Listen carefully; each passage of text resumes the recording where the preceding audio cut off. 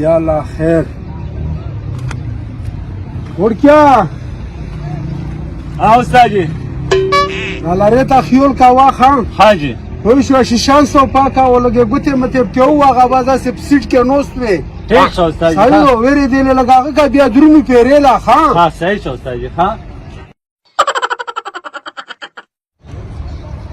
والا چې کلندر مې مصروف کړلو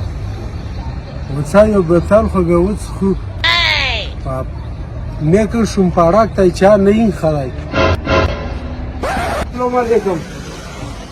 مروکا بتالیا شتین دای ګټ شي ورته یای Oh no! دلته خو خلک تاسو پټ په وڅ کې چیرته